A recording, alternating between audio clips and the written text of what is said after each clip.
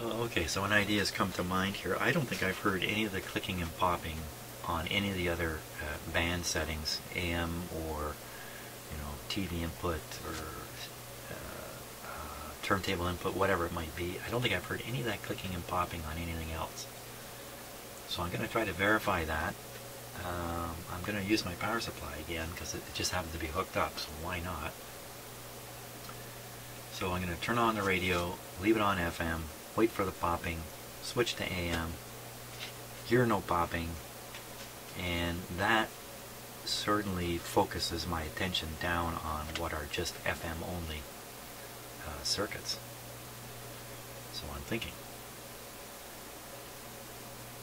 Okay, enough thinking. Let's give it another go here. Okay, first I turn on the tubes here.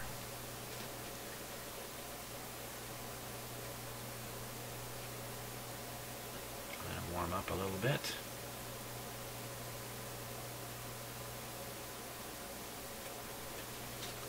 Okay, come on here. Bring this up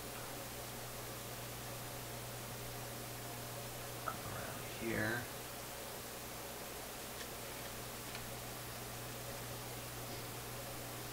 There's actually a little bit of hiss there already. Let's go a little higher with the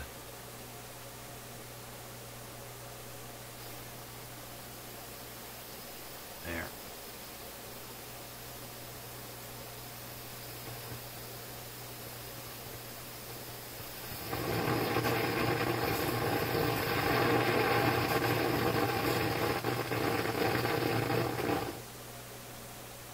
Just waiting for some clicking and popping to show.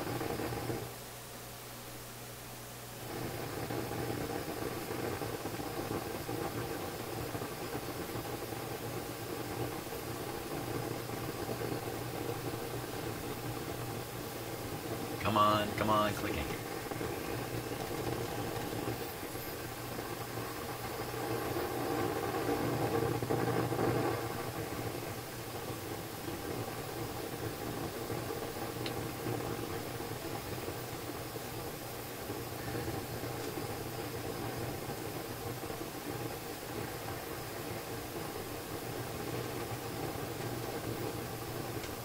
There it comes.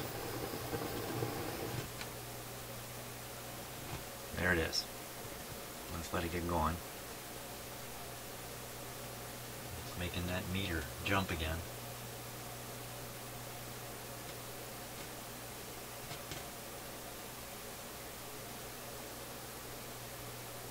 That meter jumps around without hearing any clicks. Okay, now over to AM. That's AM. Still hearing it. Over to something else, I don't know what that is. Turned off the radio tubes though. Still hear it. Wow, that's interesting now.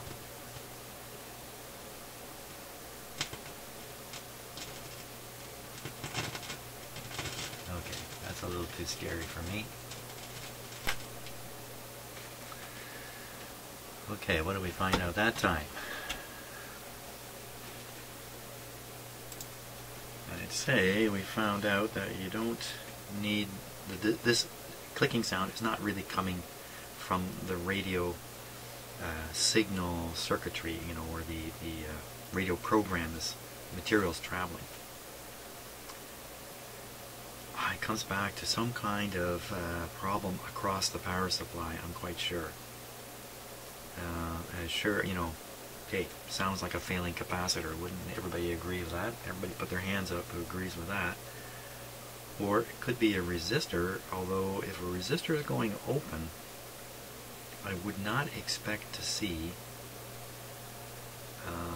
the B plus current jumping up when the crackle happens. Unless it's partly open, and what we're hearing is the thing closing back to its proper resistance, and at its proper resistance it allows more current to flow. I think it's the other way around. It's popping open.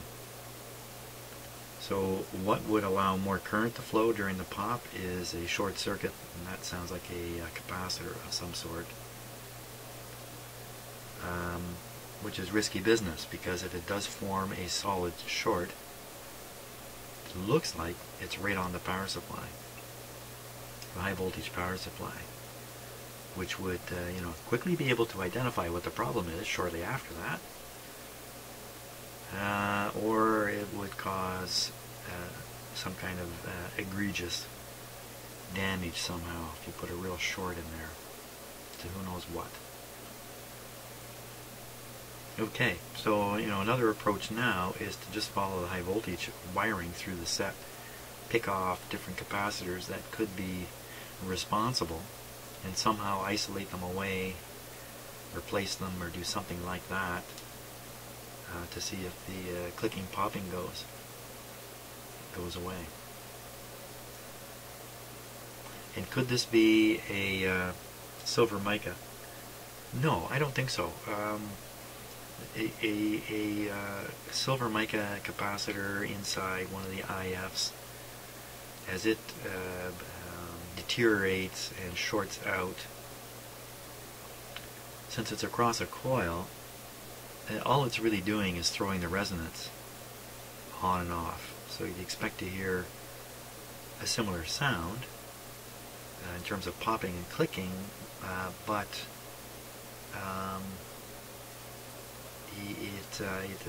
it doesn't come along with the kind of risk.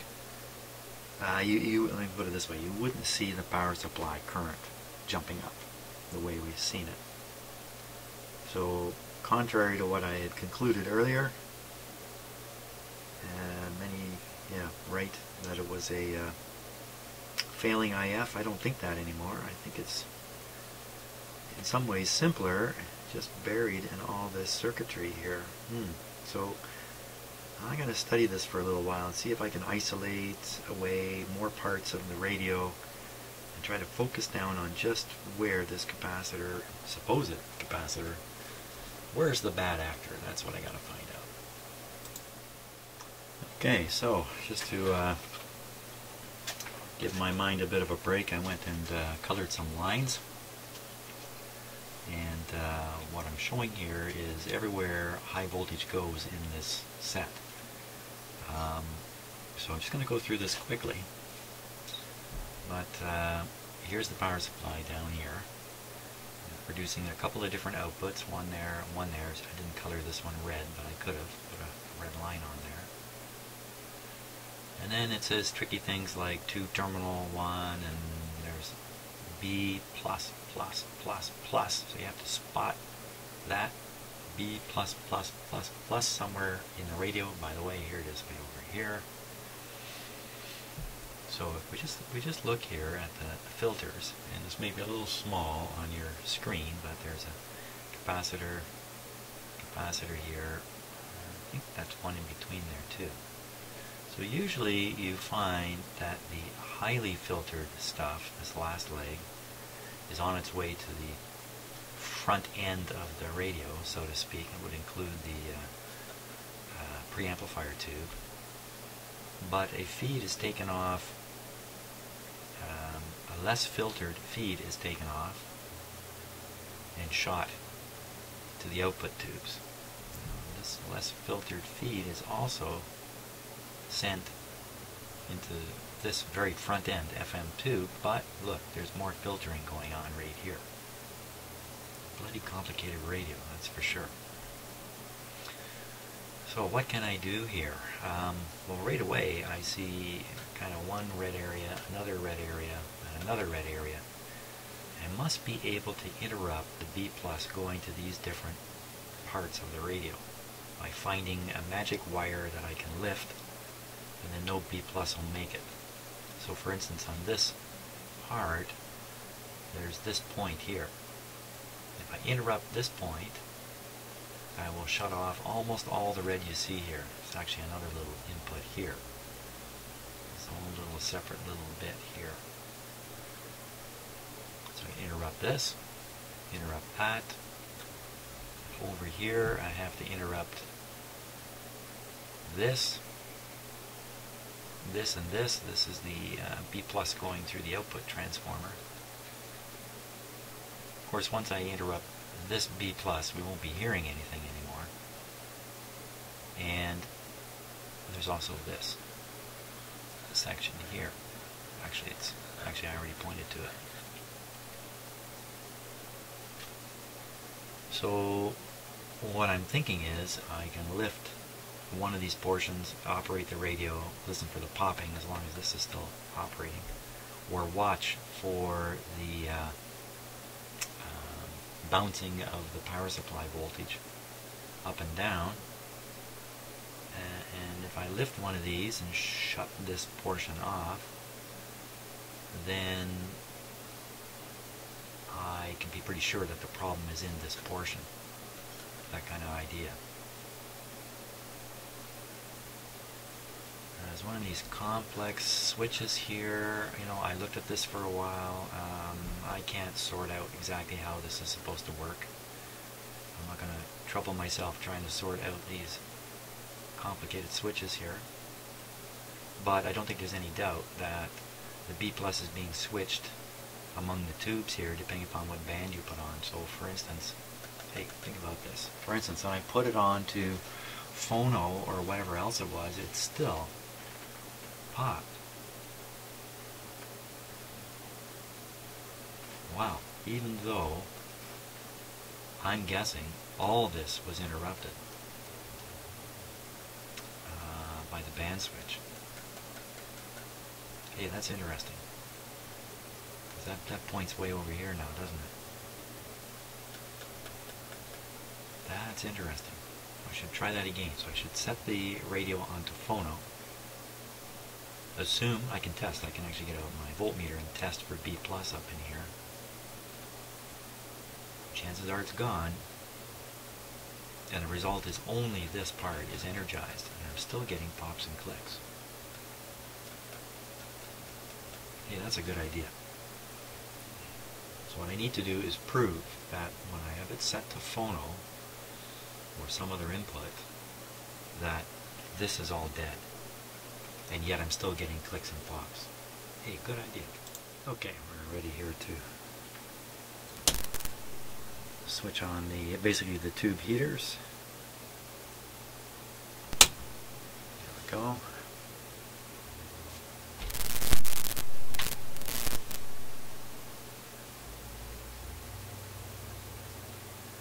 This time I won't have a camera on the actual B plus, the external high voltage supply. I'll just keep your eye on the meter here. I'll tell you what's happening.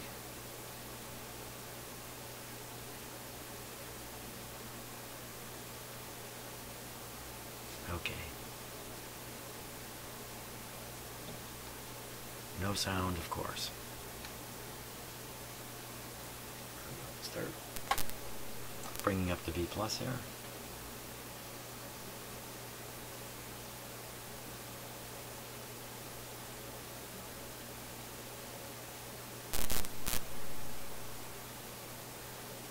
Just under 200.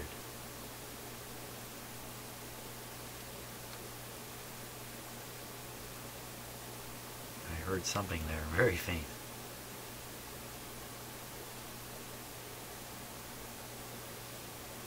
Okay, we'll go a little bit higher. I hear the clicking.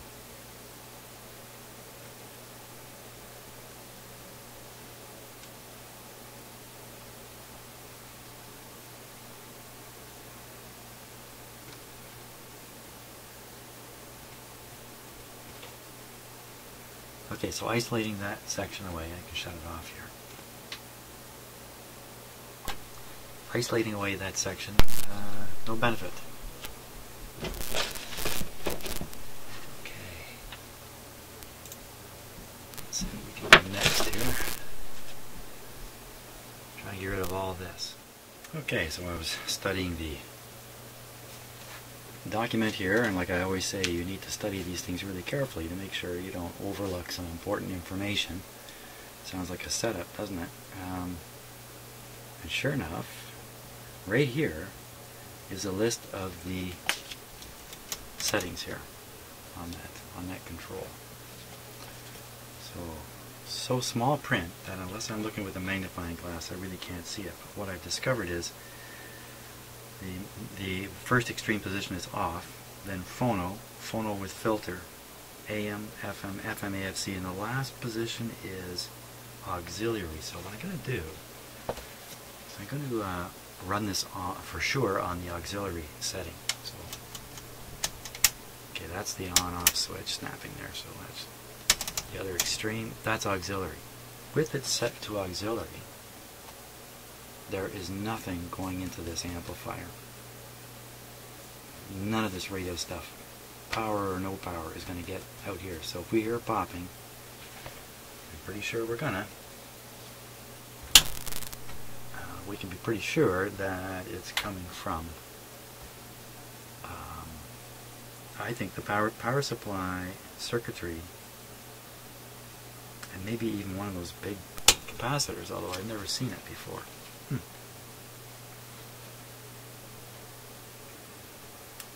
Boy, so close yet so far. Give it just another minute to warm up. Oh, I'll show you what I was doing here. Just put a little bit of B plus onto it here. It's probably 30 volts or something like that. Okay, so it's 35 volts. We look at there, we see it on the output tube. Here. Okay, we can see it on the 12AX7 tube. If we look up in the radio, 1, 2, 3, 4. Nothing. Nothing. Nothing. There's nothing up here. Nothing in the radio, nothing in the tuner, but the B plus is being supplied to the output circuits. So let's turn it up a bit here.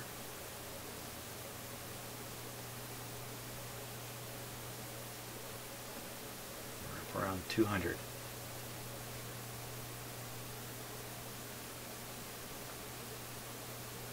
Very faint hiss.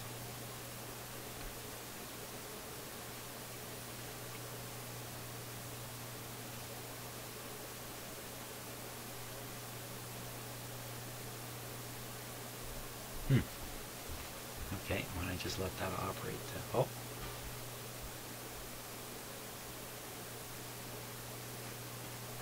Here it comes.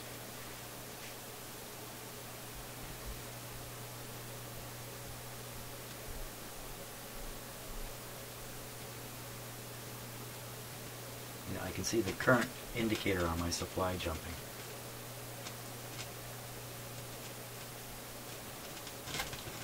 Okay, good enough. Power off. And heater's off. Okay, so what's that telling me? Well, since I'm pretty sure I have all these red lines disconnected now, it can't be a shorting capacitor out here or something like that. The problem has to lie in here or right in the power supply itself. Well, we still have the main filter capacitors connected here. There's another capacitors connected here. And there's probably all kinds of little stuff going on over here. So let me study this and see if I can identify some likely culprits. Okay, with the heaters off, so the radio's not working, and about 40 volts of B plus applied here. Let's see, almost 45 volts. This board, the output board, has to get its B plus from somewhere. You see, all the wires that come to it underneath here. There's nothing on the top.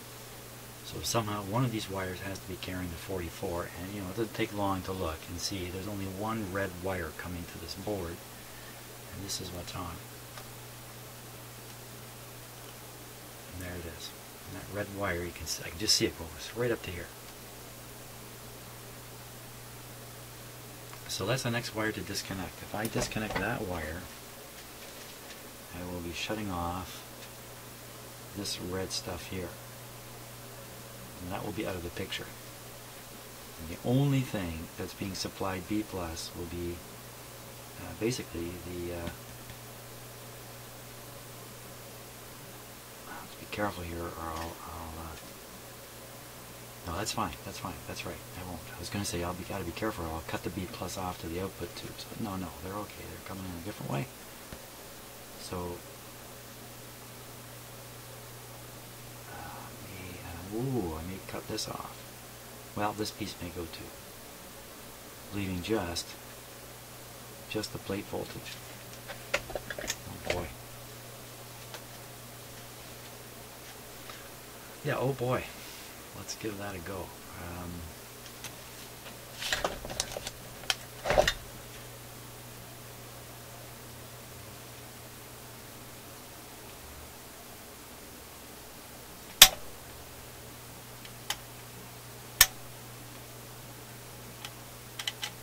There we go. Okay. We're all set.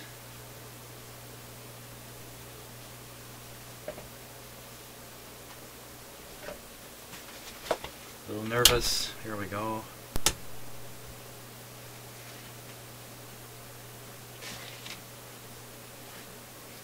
So there may or may not be, I will check for it, B plus on pin number 9 on an output tube.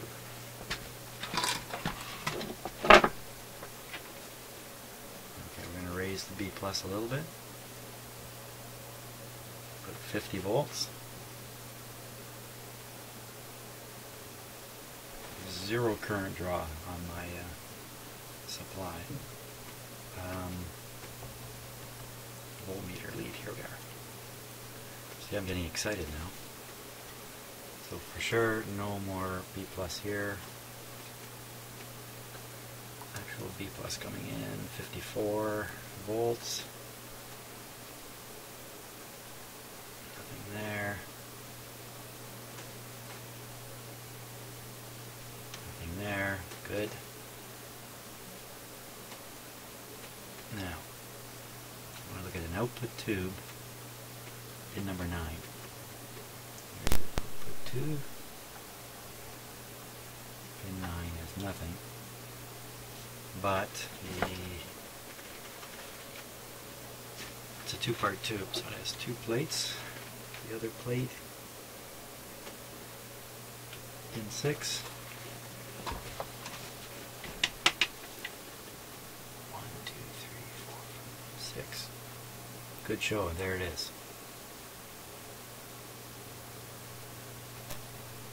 Okay, are we going to hear something this time? Here we go.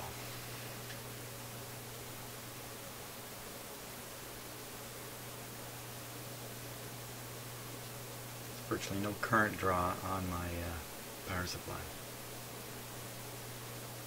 Okay, so I'm just up under 200, a little higher than previous tests. I've always heard the clicking just at the time I'm thinking there's no clicking. I'll turn this up and see what we can't hear anything.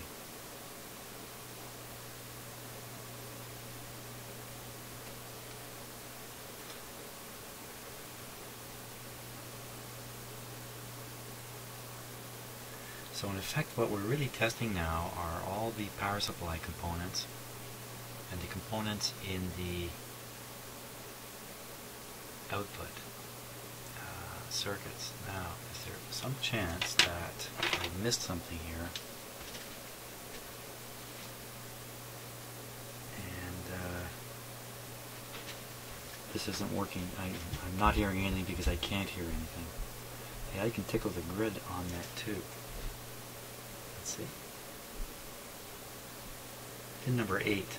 So pin number 8 is the grid of the part of the tube. 8.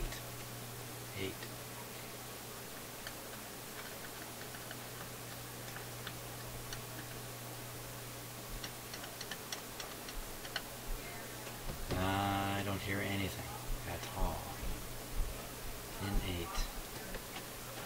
Okay, let's just hang on a sec here. Okay, so the radio's been on now for a good 5 minutes anyway. Not a single pop or sound has come out of it, nothing whatsoever.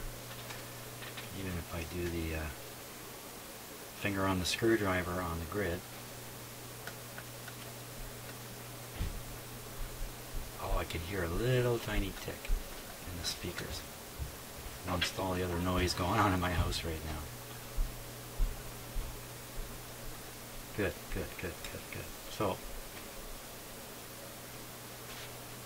I think if we reconnect this red wire down here, we're going to hear that clicking again.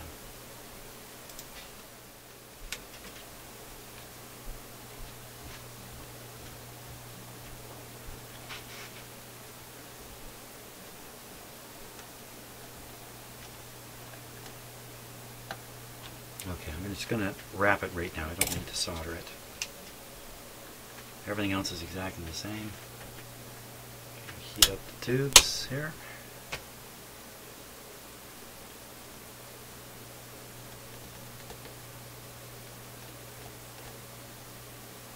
This is a big moment. We will have trapped the noise on that board.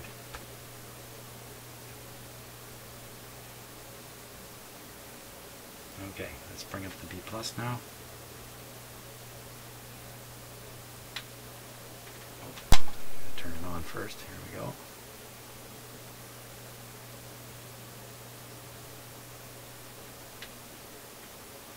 Oh my gosh. I just looked over and the current was maxed out here.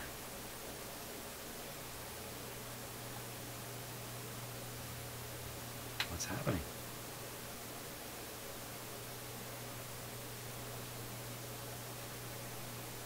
I can't seem to raise the voltage without the current going over.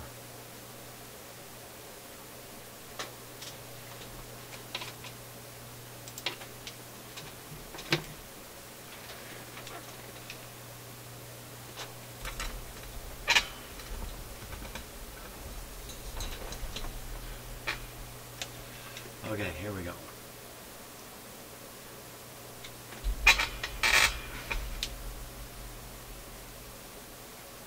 $200 is straight up on this.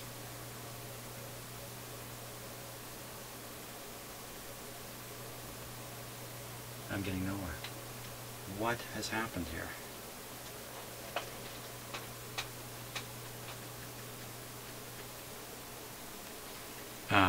Good question. Oh, I know what's happened. I know what's happened. It happened. Okay, hold on. Yes, definitely. And once again, the culprit.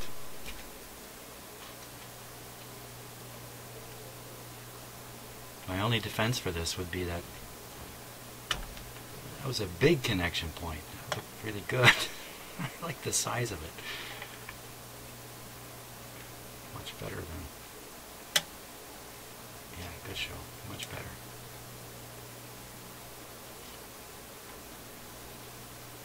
Sticking my finger in a semi-working radio here.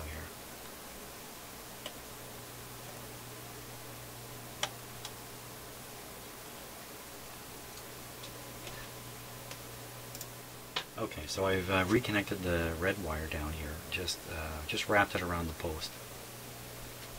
And now we'll start bringing up the B plus. Let's see what we hear.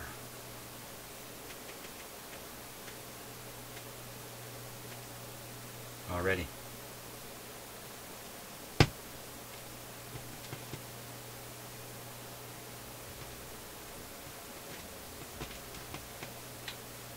Okay.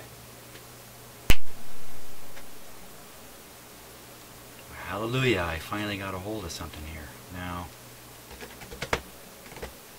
what? Time to study the schematic.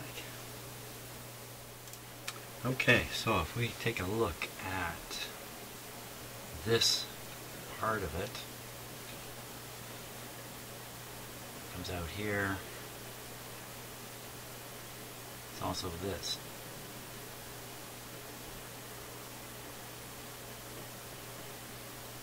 So this is what was off. Put it on, we start hearing pops. There's something right away I want to point out that's real interesting. If you follow the red line here, jump a capacitor, jump a capacitor, guess who you're running into? It's the treble control.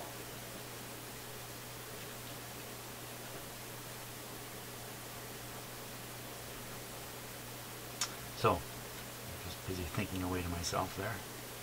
At least I think that's the treble. Maybe this is the treble. I can't,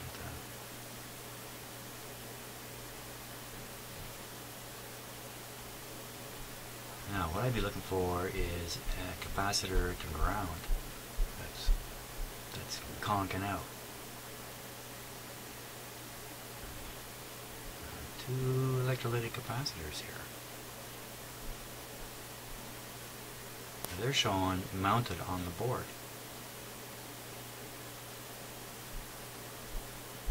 When I lifted the wire, I probably de-energized these two capacitors.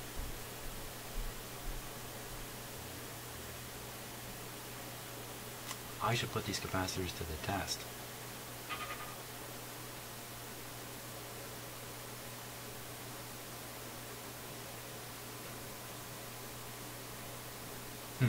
Okay. That's my next objective. Or should I, or is there an easy way to isolate more? Can I isolate?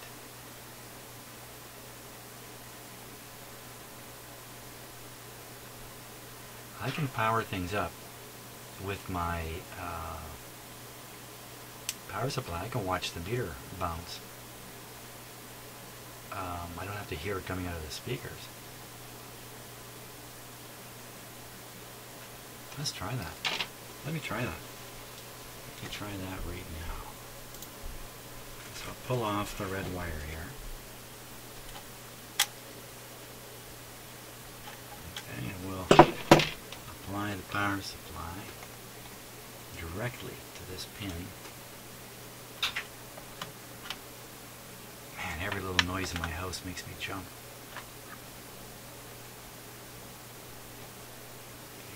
Absolutely sure nothing's getting shorted there. And keep an eye on the meter over here. I'm just going to wing the camera.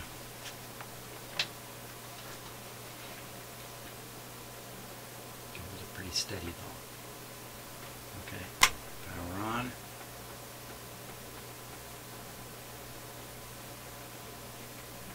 Watching this voltmeter here. Oh, wait a sec. You're not watching the same camera. There we go.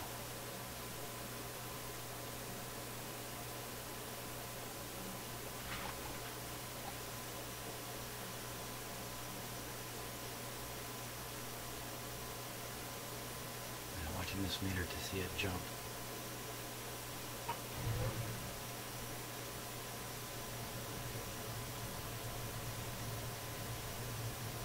This is a bad theory.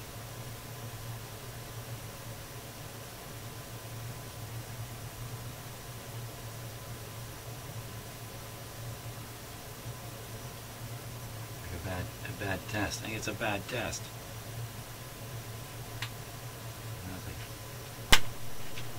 Nothing. You know, Jim, sometimes just when you get something working for you, just leave it, man. Just leave it alone. Go poking at it so much. Okay.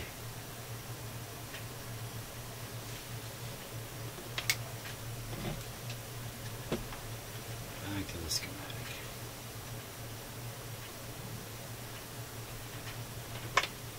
I'm all discombobulated here.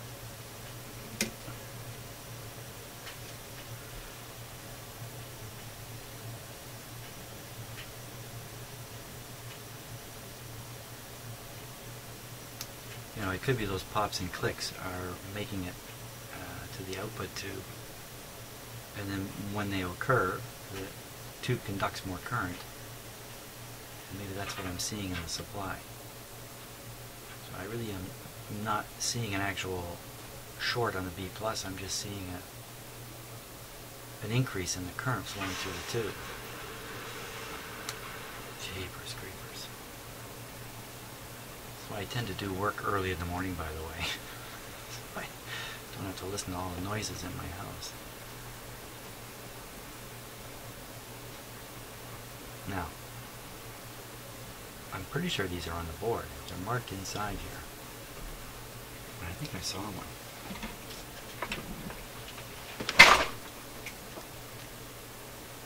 There.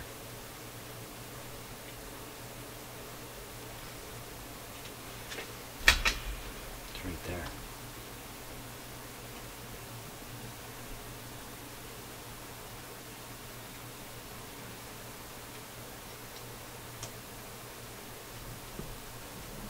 Yeah, because it's on a circuit board, nothing's not so easy. Okay. Time to think.